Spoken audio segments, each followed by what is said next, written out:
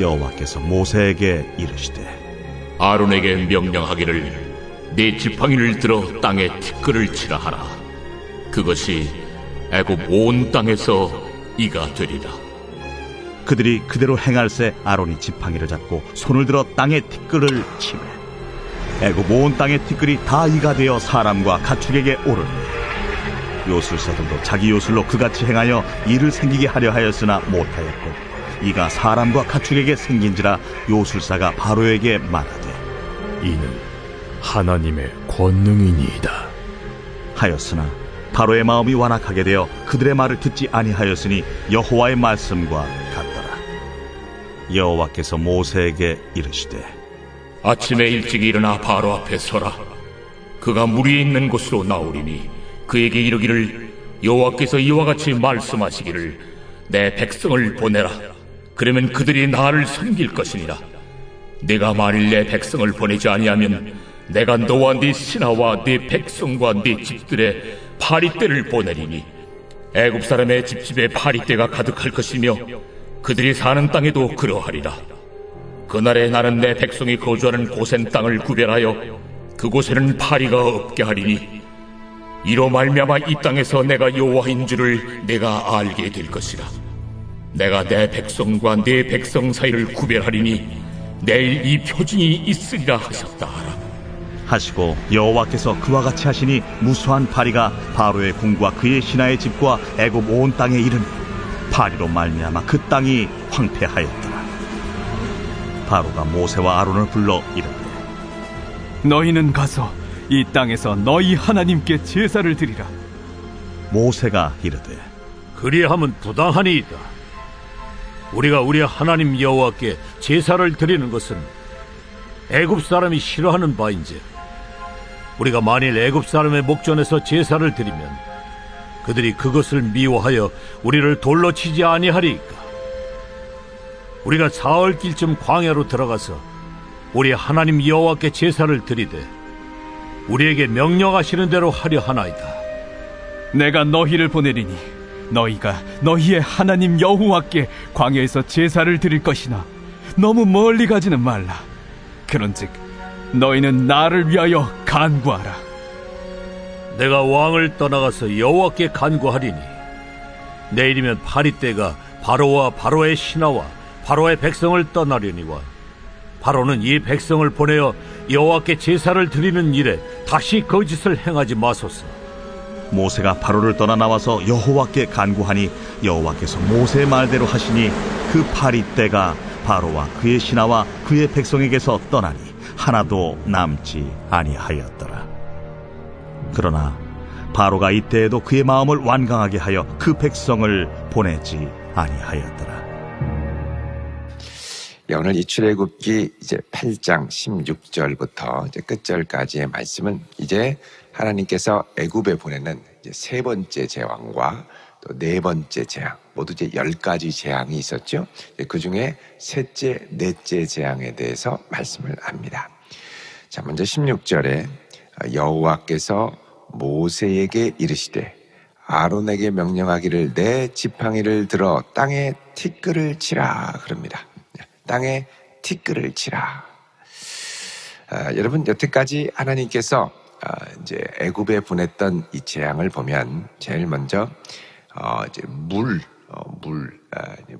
피로 바꾸게 한 것이죠. 네, 그래서 가장 생명의 근원이 되는 물을 타격을 하시고, 그 다음에 이제 오늘은 이제 땅, 이를 만들어내십니다. 그리고 네 번째 재앙은 파리, 공중이죠. 공중. 그래서 하나님이 만드신 이 세상, 육해공, 그리고 물, 모두 하나님의 주권 안에 있음을 이 재앙을 통해서 보내주십니다.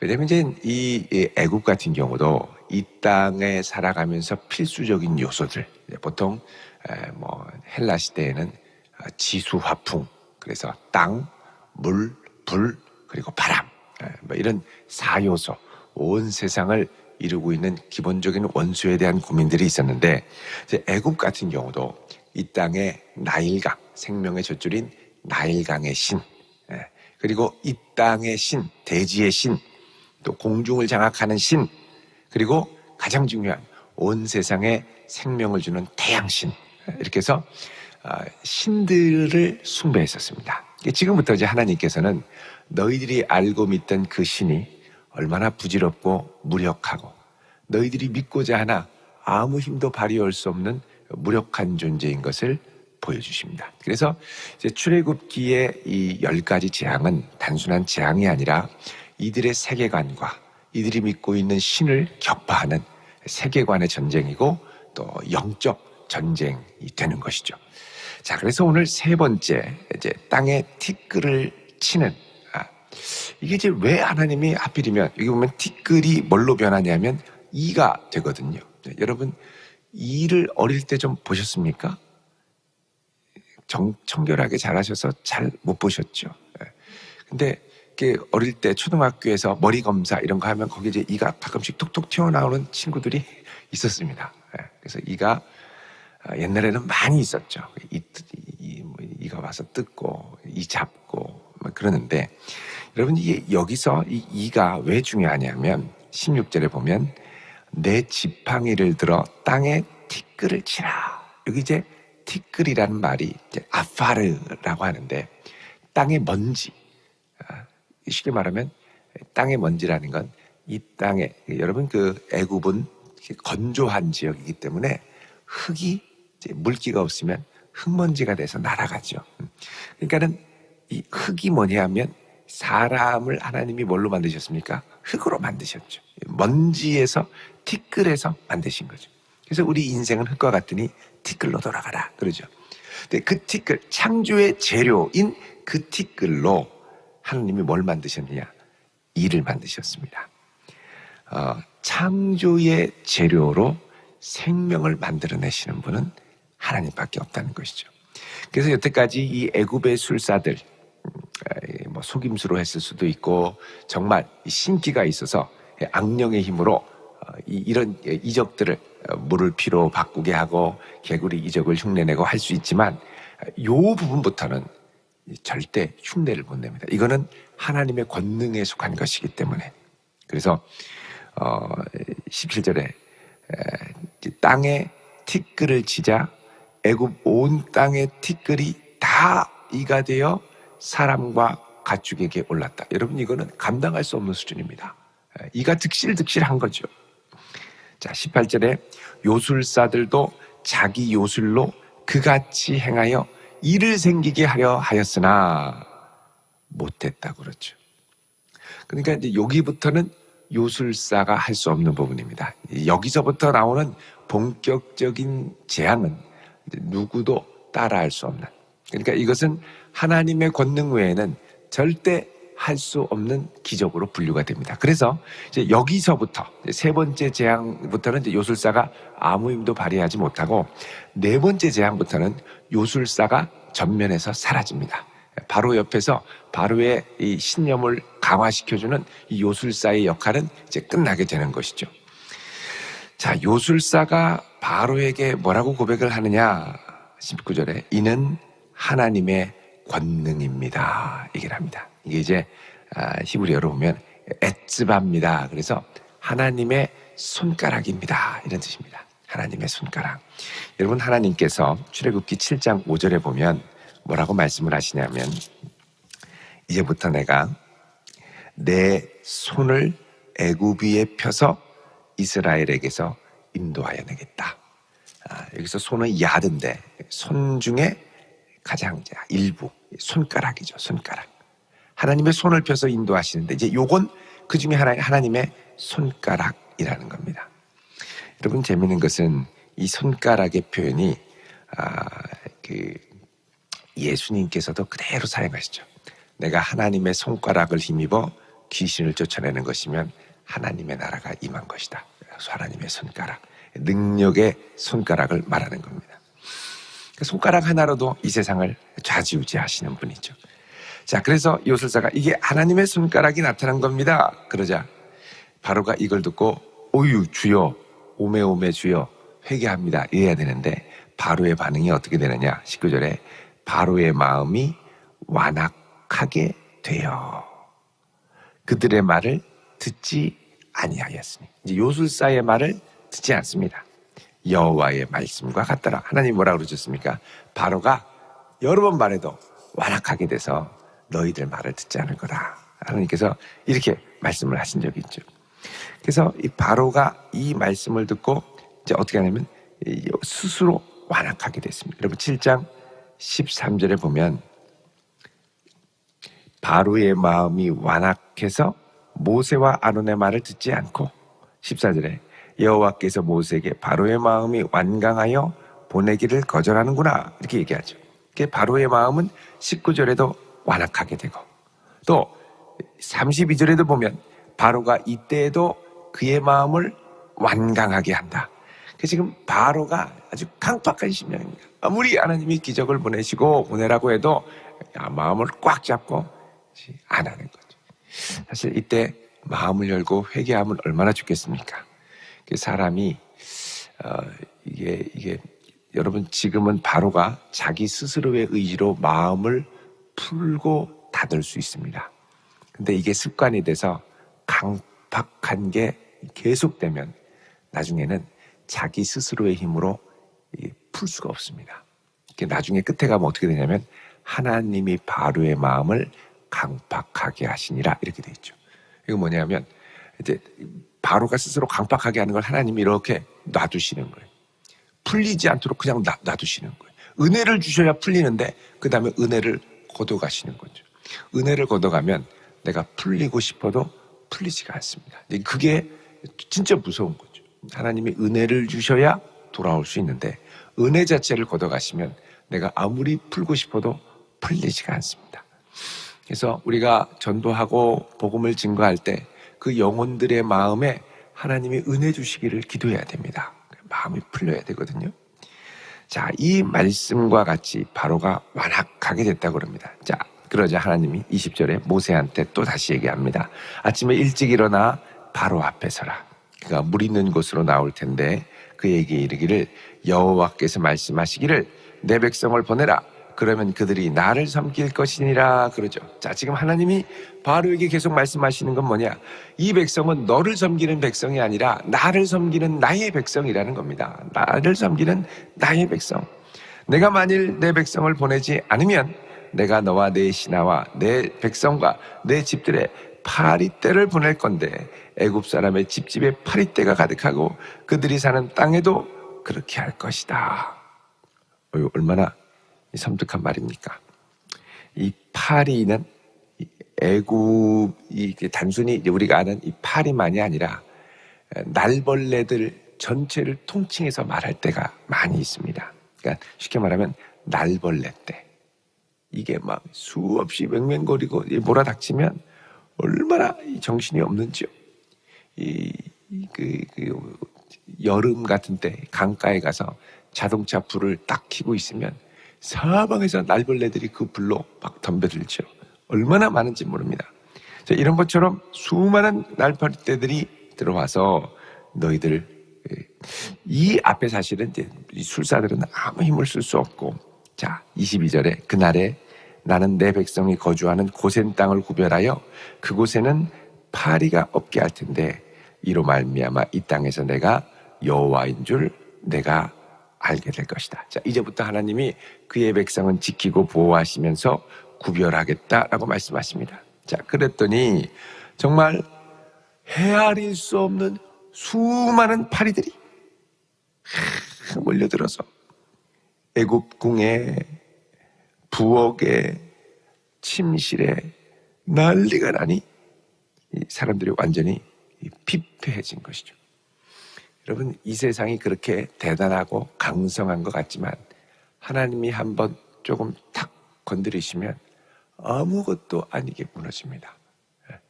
파리떼 보내니까 온 제국이 정신이 없죠. 병균을 하나 퍼뜨리면 온 세상이 순식간에 마비가 됩니다. 그러니까 이번 이 코로나도 보면은 이 바이러스 하나가 온 세상을 난리를 치죠.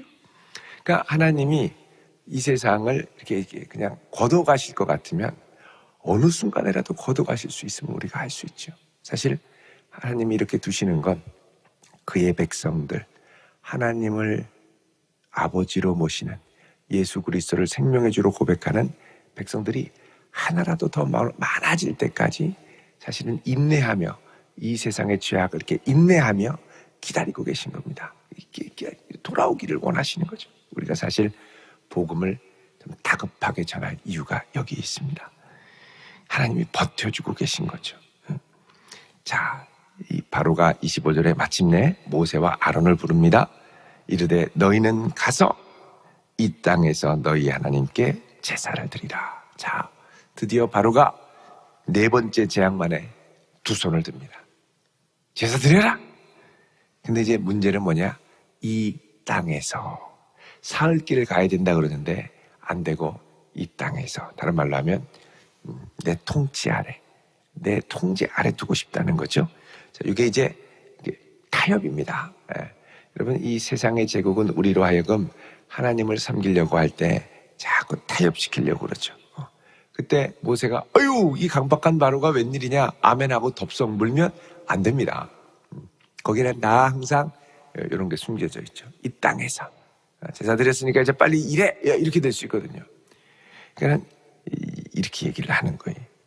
자, 그러자 모세가 대답합니다. 그리함은 26절에 부당합니다. 우리가 우리 하나님 여호와께 제사를 드리는 것은 애굽 사람이 이 다신교 세상에서 싫어하니까 우리가 애굽 사람 목전에서 제사를 드리면 미워하고 돌로 치지 않겠습니까? 그 당시의 분위기를 반영하는 거죠. 우리가 사흘길쯤 광야로 들어가서 우리 하나님 여호와께 제사를 드리는데 우리에게 명령하시는 대로 하려고 합니다. 그러자 바로가 얘기합니다. 내가 너희를 보낼 텐데 너희가 너희 하나님 여호와께 광야에서 제사를 드릴 것이나 너무 멀리 가지는 말아라. 이게 이제 바로 세상 제국의 마음이죠. 끝까지 잡아들려고 하는, 끝까지 타협하려고 하는. 그러면서 그런즉 너희는 나를 위하여 간구하라.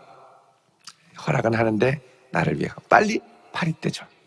그러자 모세가 내가 왕을 떠나가서 여호와께 간구하리니 내일이면 파리떼가 바로와 바로의 신하와 바로의 백성을 떠나려니와 바로는 이 백성을 보내어 여호와께 제사를 드리는 일에 다시 거짓을 행하지 마소서. 그러죠. 나와서 모세가 간절히 기도하니까 하나님이 파리떼를 싹 걷어가 주셨죠. 자, 걷어가 주시자 32절에 어떻게 합니까? 그러나 바로가 이때에도 그의 마음을 어떻게 해요? 완강하게. 그러니까 이게 아주 극심한 고난 가운데는 할 수 없으니까 이 마음을 풀었습니다. 그러다가 이게 싹 사라지니까, 파리가 사라지니까 이제 그래 가라 하고 이제 연 상태로 포기해야 되는데 다시 싹 오그라들죠. 안 돼. 안 되는 건 안 돼. 내가 그때 진짜 할 수 없어서 그랬지. 원래 그랬던 건 아니야. 그러면서 억울하다는 거죠. 꽉 다시 붙들게 됩니다. 여러분 이런 거 보면 사람의 마음이 얼마나 간사한지 모릅니다. 그러니까 끝까지 버팅기는데 명수고요. 끝까지 순종하라는데 명수죠. 자, 이제 하나님께서 바로가 버티긴 하지만 하나님께서 이 제국을 그야말로 몇천 년을 찬란한 문명을 이룩하면서 여기까지 왔던 제국을 흔드는 건 일도 아니라는 걸 알게 되고 이 바로는 그동안 자기가 이 땅을 다스리면서 이런 고난은 한 번도 경험해보지 못한 놀라운 충격 가운데 있게 되죠. 하나님께서 이 세상을 만드셨던 창조의 재료로 티끌을 만들고 또 온 세상에 돌아다니던 날파리들을 이곳으로 모으셨습니다. 그러니까 이게 새롭게 뭐가 이게 아니라 이 날파리들을 그냥 다 불러 모으신 거예요. 모으시는 분도 하나님, 흩으시는 분도 하나님, 이 세상을 질서 있게 다스리시는 분도 하나님. 그래서 사실 하나님께서 그의 백성을 이끌어낼 때 이 저항하는 바로의 모습을 보면 참 이 세상에 이 바로 같은 사람들이 많죠. 하여간 버팅깁니다. 그래서 사실 우리가 끝까지 이들을 위해 은혜를 구해야 할 필요가 있습니다. 그런 가운데 놀라운 건 하나님이 그의 백성들을 지키고 보호하시는 것이죠. 여러분, 우리를 지키시는 그 하나님 앞에 오늘도 하나님의 보호와 은총을 구하면서 주께서 돌이키기를 원하시는 영혼들을 주 앞으로 돌이키는데 귀하게 쓰임받는 하루 될 수 있기를 주님의 이름으로 축원드립니다. 기도하겠습니다. 거룩하신 아버지 하나님, 우리들을 긍휼히 여기사 하나님의 자녀 삼아 주옵시고 여기까지 인도해 주심을 감사드립니다.